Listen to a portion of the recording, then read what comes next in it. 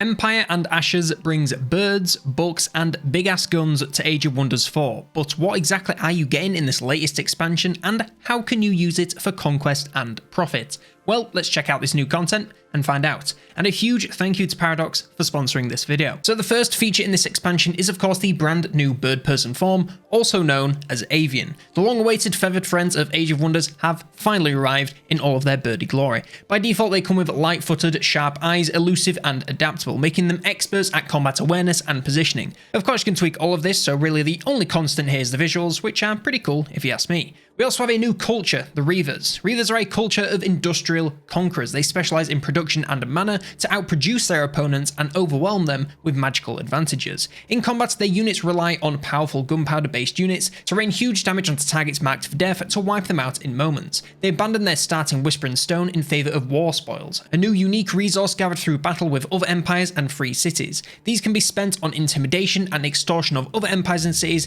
to force them over to your way of thinking. They also suffer no Imperium penalties for declaring unjustified wars, so are the perfect pick for an empire looking to focus on domination victory over all other options. Lastly, it has a mix of chaos and materium affinity for a nice healthy mix of productivity and destruction. Speaking of war, it wouldn't be a new culture without its own set of units, and oh boy, these are some spicy ones. First up we have the Observer. This is pretty much their version of the Scout, so not really combat suitable, who's nice and fast around the map and has great vision and sensing range, so nothing to complain about there. The Mercenary is your early game front lines unit, so a fairly standard affair. Decently tough for early fights, quick to recruit and cheap, so basically expendable and easily replaceable. They have their basic attack but also a drive back, which can be super useful for creating space, which is even more essential than ever with other units in the roster. All in all, a decent early unit, but quickly start to die fast, so they want to be replaced as soon as you're able to. We have the Harrier, which is technically a skirmishing unit, but I'd say they're more of a support than damage based, and it all comes down to their range. Their melee is very standard, but their nets have a high chance of immobilizing enemies as well as marking them, which allow other units with focused aggression to deal a whole lot more damage to them. They're a little vulnerable, so you have to use them to flank and stay out of enemy sights while they provide minor damage and support from the flanks. We also have the Overseer, and these are probably my least favourite unit of the bunch, and it's really because in armies as small as 6 units, they just don't pack enough value. They are standard support units with warding defense, making them useful for standing beside front lines to make them even tougher. Their only damage is some minor fire range shots with nothing in melee, so they get instantly shut down if enemies close the gap. Their Subdue does allow them to subdue enemies and prevent them from acting, but the target needs to already be immobilized or otherwise stunned, so they can only really work off another unit's CC, making them very situational. Their patch up is nice and all, but in the end I ended up phasing these guys out pretty fast as they tended to die very often without providing a lot of value. On the complete opposite side of the spectrum, we have the Mage Locks, and these were probably my favourite unit to be added. They're super simple to use if occasionally frustrating. They can only fire their weapons if they haven't done anything else that turn, so you need to set them up in advance to fire the following turn. If you can pull it off, their damage can be outstanding, especially if they manage to mark their target previously, increasing their damage by 10%. Now they are very, very vulnerable once the gap is closed, and since they have no melee option and cannot fire once enemies are in their zone of control, positioning is key to getting value. Make sure you spread units out to keep at least one of these firing and focus on clearing enemies out that are preventing other units from firing as fast as you can. If you like gunpowder units, then these are a great choice, and the damage is excellent as long as you can get off shots safely. We also have the Dragoon, which is a great hit and run late game skirmish unit, has nice movement range and deals decent damage both in melee and from a range. The ranged in particular is great with distracting and piercing attacks, making enemies far more vulnerable to follow up damage, so using these guys first every turn is a great way to start off your moves. They may not be the toughest, so hit and run is the way to go, but if you can pull it off, they will deal excellent damage and work great alongside some hefty front lines to keep enemies at bay. And lastly, we have the Mage Lock Cannon. This is a long-range artillery piece with great damage to units in a straight line, making it highly effective versus enemies stacked up in a line, as rare as that may be. A more applicable use is enemy walls and structures, which can be taken out in one fell swoop if you can manage to get the angle right. The downside of this unit is the same as the Mage Locks, in that it cannot fire after moving in the same turn, so you need to set it up to fire in advance, leaving it vulnerable to being flanked or enemies simply walking out of its range. If you can get it close enough, it'll deal great damage, but getting there can take some work. I'd say it's as good as the Mage Locks, just a little bit harder to use with that odd area attack. It's also only recruitable by spending war spoils, making it somewhat of a rarity unless you're doing a ton of early warring.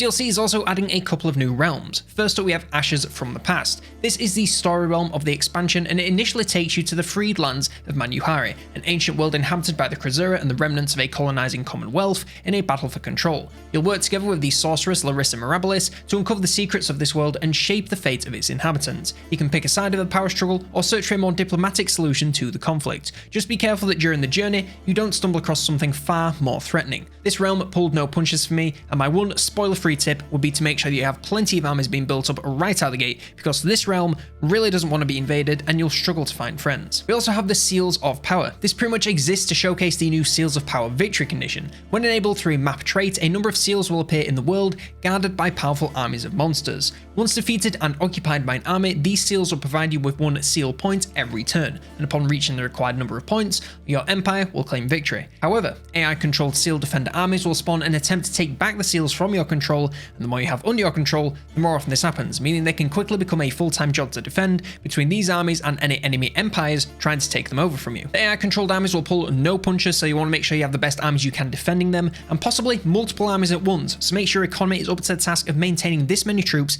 before seeking them out. Seals cannot be annexed into a city, making them that much harder to maintain control of. This victory condition will test not only your combat expertise, but also your exploration speed and map control, as they will be spread throughout the entire map, making them a micromanagement nightmare to maintain control of. DLC is also adding 4 new tomes. First up, we have the Tome of Alchemy. This is a mixed affinity tier 1 tome with 1 Materium and 1 Nature, and has a focus on debuffing enemies whilst buffing your own troops, since that is in fact the law of equivalent exchange. It brings the Afflictor unit, a tier 2 ranged unit which can poison enemies and inflict miasma to drastically lower their damage. The Alchemist Lab special improvement specializing in mass knowledge generation, and the Mysterious Tonic Hero skill, which grants the target 2 positive effects and removes 1 negative effect. Overall, it's a great starting tome since it has a lot of effects to make battles a lot easier, which is super useful when you don't have access to many strong units and need to weaken some enemies down to your level. Next up, we have the Tome of the Construct. This is another mixed tome, this time tier 2, with 1 Materium and 1 Order.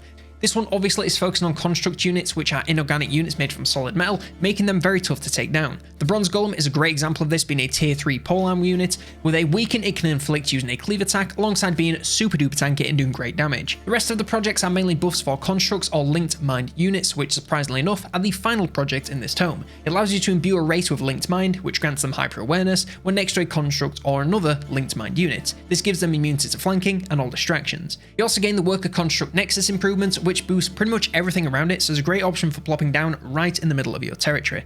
Lastly, you gain the experienced Warsmith skill, which grants all constructs in the leader's army extra defense and healing per turn, making them that much harder to get rid of. We also have the Tome of the Dreadnought, and now we get into the exciting stuff. This tier 3 Tome of Materium and Chaos comes with the unit we've all been waiting for, the Ironclad. This tier 4 mythic unit is in a class of its own in just about every way. It has a huge health pool, thick defenses making it 9 impossible to take down, massive damage it can safely deliver from a range, and a choice of shot types to inflict a variety of stats effects onto enemies in combat. It is a monster in battle, and despite the hefty upkeep, is well worth throwing at least 1 in your armies, but honestly, a full stack of them won't be half bad either, as long as you ignore the price tag. Aside from the Ironclad, the tome also has a range of spells for both campaign and battle, as well as a siege project, all focused on highly explosive firepower. The War Foundry improvement allows you to supercharge your draft production to recruit units faster than ever before in your cities.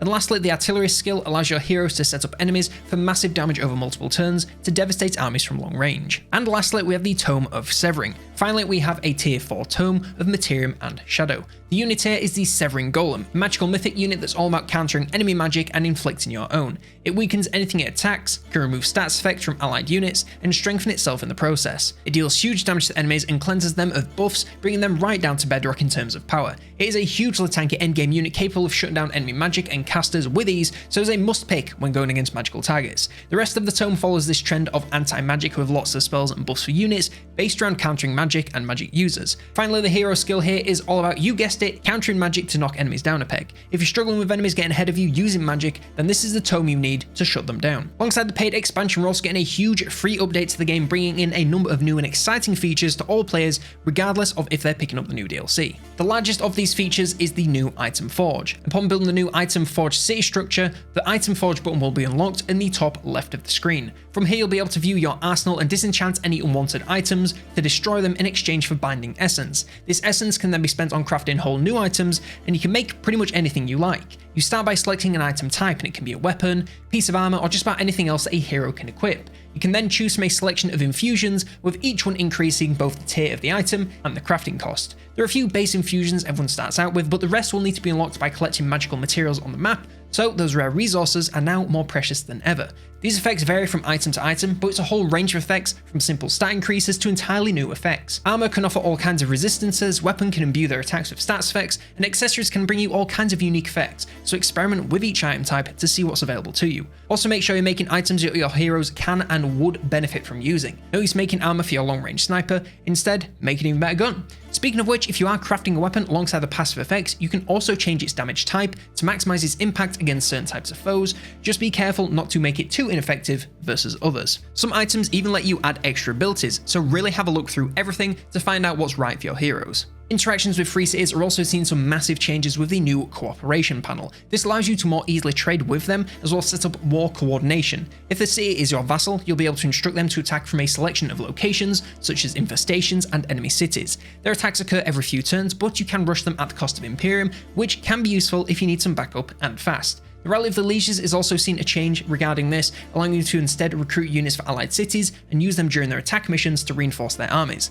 And lastly, if any of your allied cities pillage a hostile province, the rewards will be sent straight to you instead of being kept for themselves. Form traits have also seen a complete overhaul, basically bringing a new system entirely, albeit with the same options but a totally different way to pick them. Gone is the old mind and body system. Instead now we have a point-based system where each trait costs between 1 and 3 points, with each faction having 5 to spend in total. So you can go for 5 1-pointers or a 2 and a 3. There's a lot of choice, and obviously the high costing traits generally are going to have more noticeable impact. So the best route is normally a mix of some high and some low. This means that every single base form has had their default traits changed, so you pretty much have a whole new set of bases to work from. Alongside this rework of the system, almost every single form trait has also been reworked, alongside some entirely new ones being added. Hideous Stench reduces the resistance of nearby enemy units, Light-Footed allows friendly units to move through each other, and Sharp Eyes grants extra vision and sensing range on the world map. Lastly, there's been a ton of changes about how water works in game, and I'm well aware that sounds literally as boring as watching a tap run, but it's actually some pretty great changes. Firstly, water regions have now been given some variety on what you can build on them, and these new options count as their land-based counterparts. For example, the fish farm counts as a normal farm,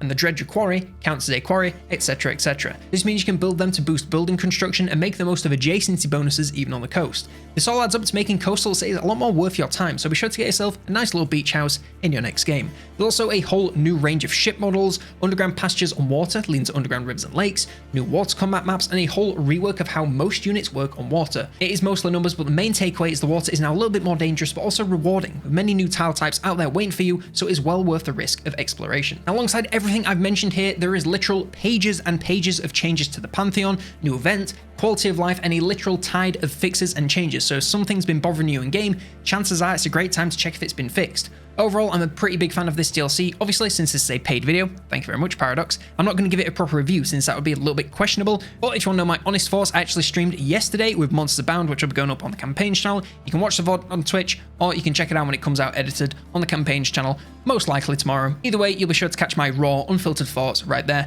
no matter how head-ass they might be. But back to the content, the addition of gunpowder units to the game, like the mage locks and the hero weapons, is great, and they're a ton of fun to use, if a little bit frustrating sometimes, because you really have to set them up. The new bird form looks great, and the story realm is a good challenge while still being fun to play. Don't get me wrong, I did get pretty angry a couple of times, which again you can see on the Campaigns channel, but that's all just part of being a gamer. So if you're at all into gunpowder, literal tanks, and feathers, then check out the DLC. If not, then there's still the free update, which has plenty of new features to keep you interested in the game. But that is all I have for now on this latest Age of Wonders 4 DLC. Let me know what your thoughts are in the comments below, like, subscribe, and if you want to know how to play the game, then check out my complete beginner's guide to Age of Wonders 4 right here.